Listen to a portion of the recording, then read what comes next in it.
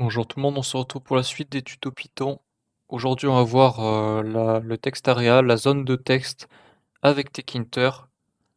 Donc la zone de texte, c'est juste une grande zone personnalisable en termes de taille dans laquelle on rentre du texte. Donc c'est le même principe qu'un entry qu'on avait vu un peu plus haut si je cherche. Le input, voilà, c'est ça. Donc c'est la même chose que ça, sauf que vous pouvez faire des textes sur plusieurs lignes. Et vous pouvez, modifier, la taille en hauteur, quoi. Alors que le entry généralement, c'est plus sur la longueur que qu'on fait le texte. Hem, donc comment on fait ça? Ça va être donc on va l'appeler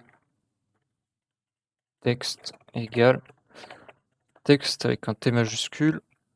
Donc là, ça va être notre fenêtre. Puis après, on a plusieurs paramètres qui sont intéressants, notamment, la hauteur et la largeur. Donc la hauteur, ça va être height égale. Donc la hauteur, c'est le nombre de lignes. Donc si par exemple on met 5, ça sera 5 lignes et la largeur, on va mettre, 50, c'est le nombre de caractères. Donc là, on aura 5 lignes qui peuvent contenir 50 caractères. Donc après, bien sûr, on n'oublie pas texte.pack. Donc si on regarde à quoi ça ressemble, hop, alors ma fenêtre est pas assez grande effectivement. Donc vous voyez là on a notre texte area et on peut mettre du texte comme ceci et quand on arrive au bout, ça revient automatiquement à la ligne, sachant qu'on peut faire un retour à la ligne manuel en appuyant sur Entrée. Voilà. Maintenant on va voir, alors je vais modifier juste la taille de la fenêtre, on va l'agrandir un petit peu. Mettre du 400 par 800, ça devrait suffire. On va voir comment récupérer le texte qui est rentré dans cette zone de texte. Donc pour ça, on va faire un bouton, pourquoi pas, qu'on va appeler, get text area.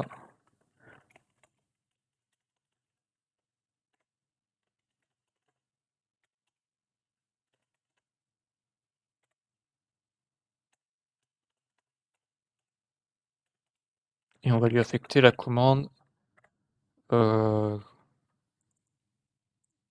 get text, allez, comme ça. Donc on va le définir.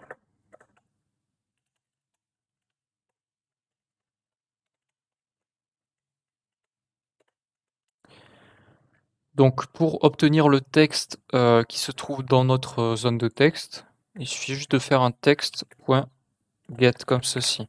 Donc on va le mettre dans un print.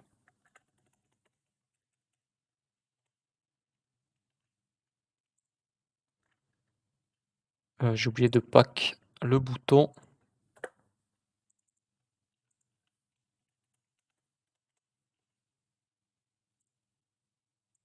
Alors, test, on va faire un retour à ligne. Bonjour. Donc là, si je fais get, on a une erreur. Ah, parce qu'il faut mettre la position.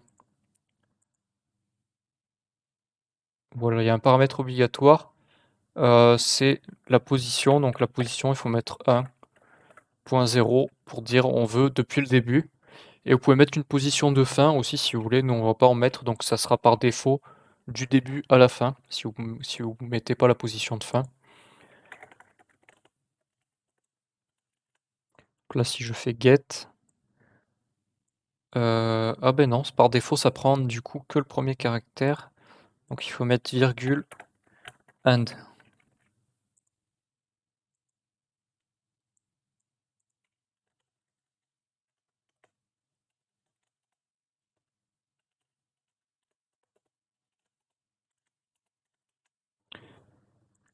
Voilà. Et là, vous voyez, il y a bien pas les espaces, mais les retours à la ligne qui sont spécifiés. Donc ça a bien fait un get. Il y a même les retours à la ligne qui sont après. Donc, hop, on va fermer la fenêtre. Maintenant, je vais vous montrer comment faire un set. dans cette zone de texte, donc on va le faire avec le même bouton, ça je vais le mettre en commentaire.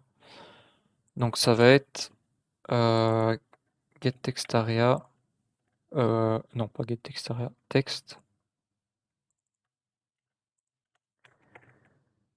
texte point alors c'est pas set, c'est texte point insert, voilà. Donc ça c'est pour set du texte à l'intérieur. Bon je laisse la fonction comme ça, hein, mais vous comprenez, c'est pour, set texte. Donc text.insert et là, je pense qu'il faut mettre la position index car ouais, OK. Donc on va mettre 1.0 pour dire on veut insérer au début et on va mettre, bonjour, comment allez-vous? Et donc je mets un anti/n pour faire un retour à la ligne, un retour chariot. Alors si je fais un get, voilà, vous voyez, ça nous fait bien le retour chariot avec un espace d'ailleurs. Ah oui, c'est normal parce que j'ai mis un espace ici. Voilà. Donc là, vous pouvez insérer du texte directement dans votre zone de texte en faisant un text.insert, l'endroit où vous voulez l'insérer et vous mettez votre texte. C'est tout pour cette vidéo, j'espère qu'elle vous sera utile. Sur ce, à plus tout le monde, à la prochaine.